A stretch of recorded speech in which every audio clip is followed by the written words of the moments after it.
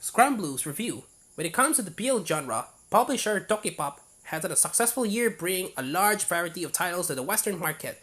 This month in particular, the company has 5 new BL titles make their digital debut, one of which being Scramblues, which I'm here to take a look at today. This one volume story follows Haro Kurosaki, a graphic designer who's just been tasked with designing an album cover for famous artist Eddie Ashley.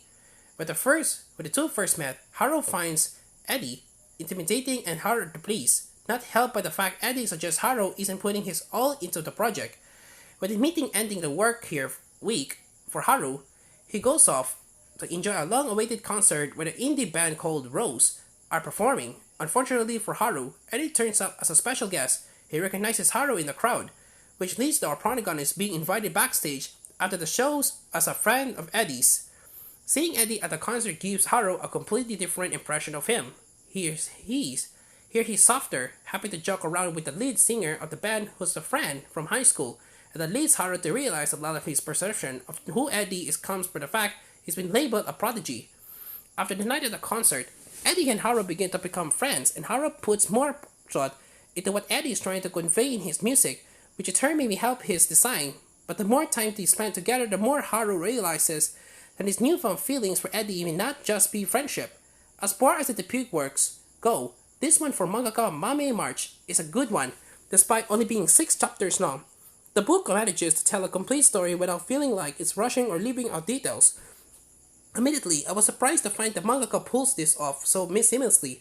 I thought for sure we have some loose ends, so I'm certainly pleased to have gotten to the end and found my worries unfounded. It's also refreshing to have this kind of working adult-oriented story compared to all the high school or college romances we're prone to seeing in the English market.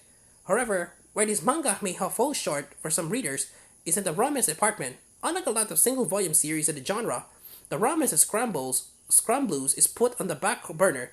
It's clear early on that there is some chemistry between Haru and Eddie, but nothing gets set into motion until the last couple of chapters.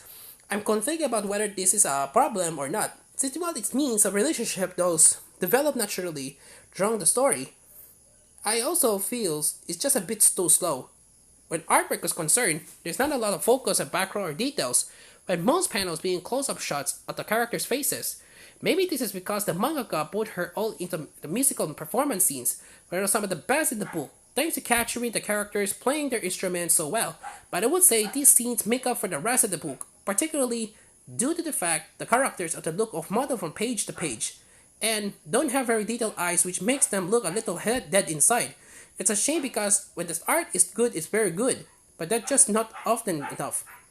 As previously mentioned, Scramblues comes to the West thanks to Tokipop, which has been translated by Christine Dashiell. The translation waits well with no issues of note. The manga is currently only available digitally, but the print release is planned for the 21st of February. Overall, Scramblues is a bit of a mixed bag. If you're looking for something heavy on romance, then this won't satisfy you.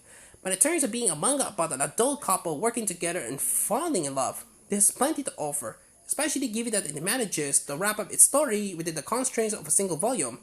7 out of 10.